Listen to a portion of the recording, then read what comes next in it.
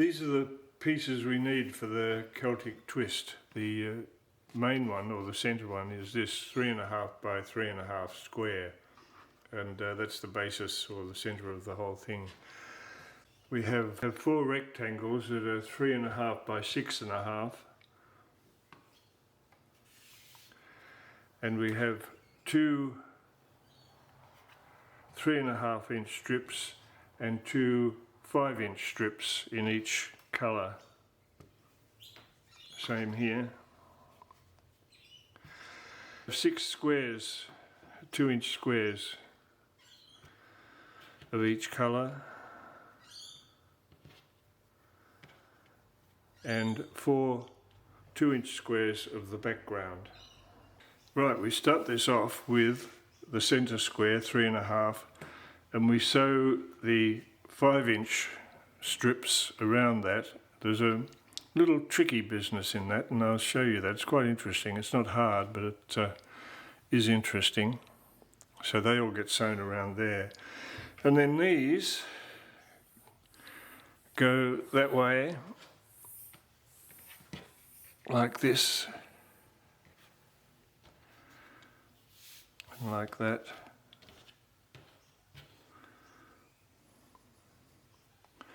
With these attached, like half a snowball really, I suppose. And you draw the line across and sew that on and flip it back. And I think that's a pretty good start. We'll get this together and then we'll go on to the next stage. This is an interesting part of this block. These pieces go around the little 3.5 inch square, but these are 5 inches.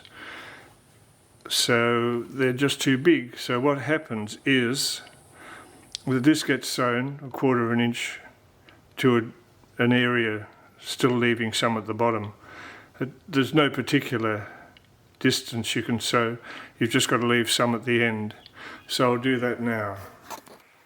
And there it is, with that bit still unsewn here. Now we press that open, and it will begin to make some sense.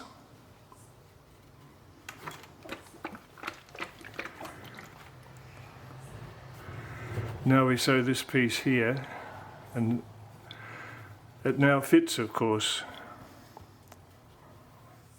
That's another side done. Press it out. Do the third side, which is the opposite to that. So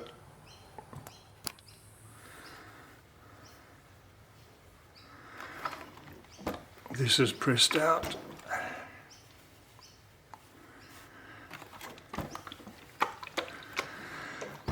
And now the last piece of the puzzle. Now this gets sewn to this last bit here. It matches perfectly to the edge of the middle square, so I'll do that now.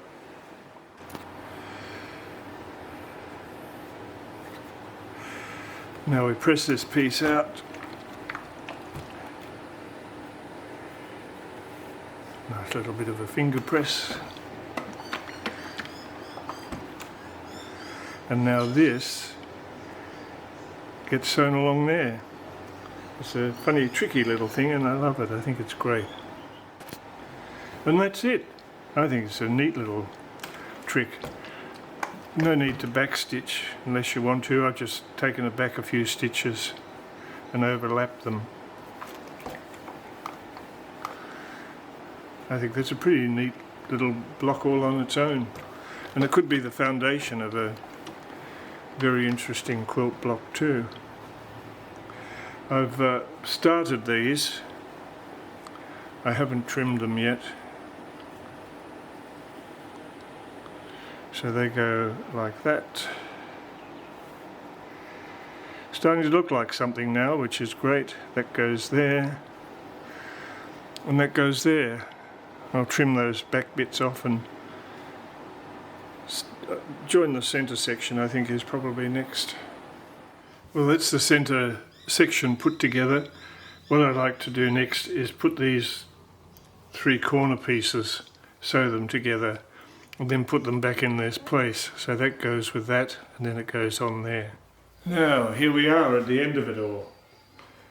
So now we've sewn these two together and then sewn that to this, and that gives our corners. And the background piece is always on the outside, so that makes it easier. Have a quick check, it all looks okay. I've joined these three together along here. Now I'll join those three, and then put it all together that way, and it'll be over, be done. Now it's ready for a good going over with starch.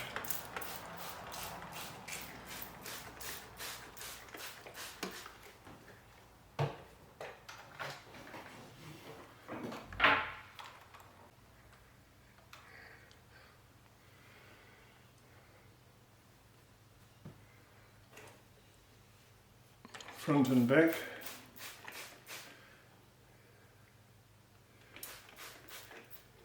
A bit of a trim to square it off.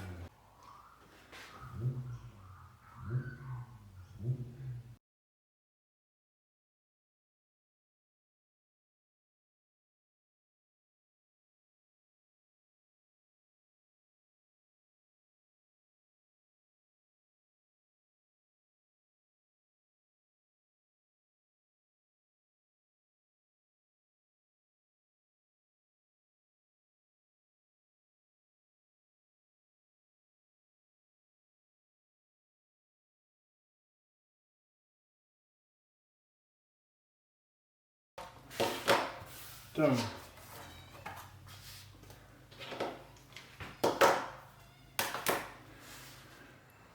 There, that's it. I think it's a pretty neat looking block. I like it very much.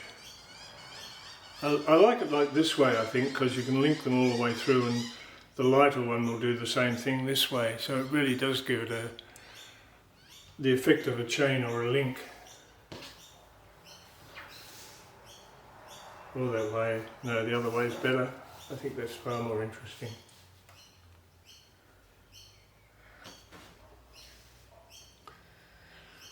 And of course I did these coloured ones, which I don't think worked out quite as well.